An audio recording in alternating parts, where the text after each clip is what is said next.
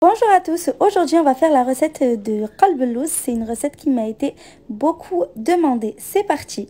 Dans un récipient assez grand, je mets 450 g de semoule grosse. J'ajoute à ça 180 g de sucre, une bonne pincée de sel et je mélange les ingrédients secs. Ensuite, je viens ajouter 125 g de beurre fondu. Et je mélange délicatement pour que chaque grain de semoule soit imprégné du beurre. Prenez bien votre temps pour le faire. Moi, ça m'a pris 3 à 4 minutes. Il faut absolument utiliser de la semoule grosse pour cette recette. J'ai mélangé 60 ml d'eau avec 60 ml d'eau de fleur d'oranger. Je verse la moitié du mélange sur la semoule. Et je mélange en veillant bien à séparer les grains de semoule. Je mélange bien pendant au moins 5 minutes avant de tasser toute la préparation dans un coin de l'assiette. Je la recouvre de film alimentaire et je la laisse reposer une nuit complète. Vous allez voir que la semoule va absorber tout le liquide et va légèrement gonfler. Je réserve aussi le mélange d'eau et de fleurs d'oranger pour le lendemain. Pour la farce, je vais torréfier 100 g d'amandes hachées. Moi, j'aime bien le faire à la poêle, c'est plus rapide, mais vous pouvez aussi le faire au four. Les amandes doivent être finement hachées, donc ni trop grosses ni trop petites. Il ne faut pas que ce soit de la poudre non plus. Donc une fois qu'elles sont grillées, je les réserve dans un bol. J'ajoute une petite cuillère à café de sucre, l'équivalent d'une cuillère à café de cannelle en poudre et je mélange le tout. Ensuite, j'ajoute 30 ml d'eau de fleur d'oranger.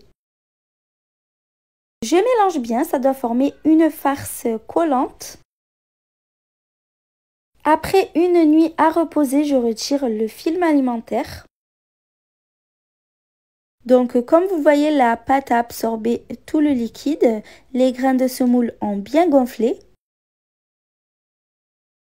Je travaille la semoule pour séparer les grains. Donc, je mélange bien pendant environ 2 minutes.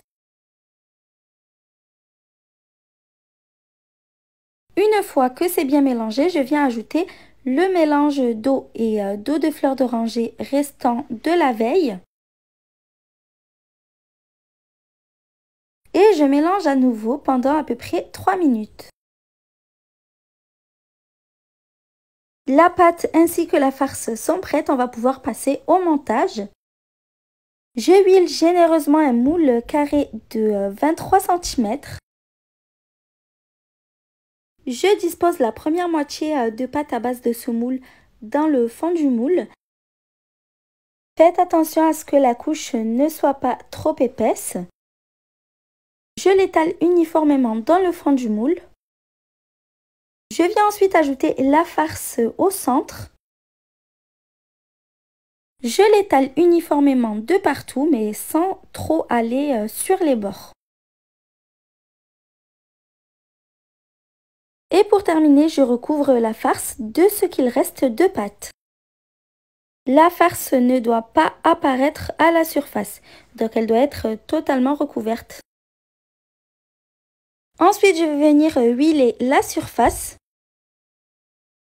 Pour plus d'idées de recettes, je vous invite à vous abonner à ma chaîne sans oublier d'activer la cloche de notification pour ne manquer aucune vidéo. Ensuite, je vais couper les parts, donc je coupe en 9 parts égales.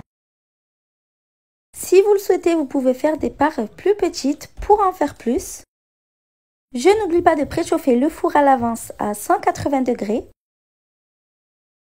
Pour terminer, je dépose une amande entière sur chaque part. Et puis j'appuie dessus délicatement sans trop les enfoncer. Je mets dans le four à 190 degrés pour 70 minutes.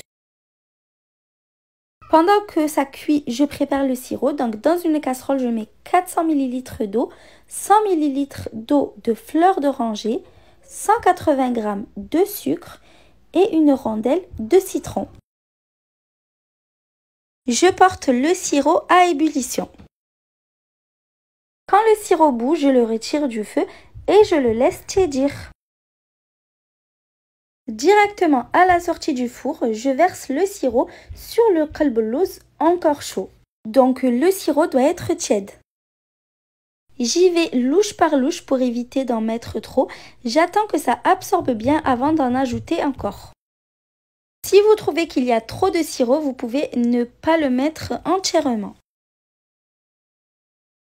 Je recoupe les parts pour que le sirop rentre bien à l'intérieur et puis je vais venir l'imbiber à nouveau.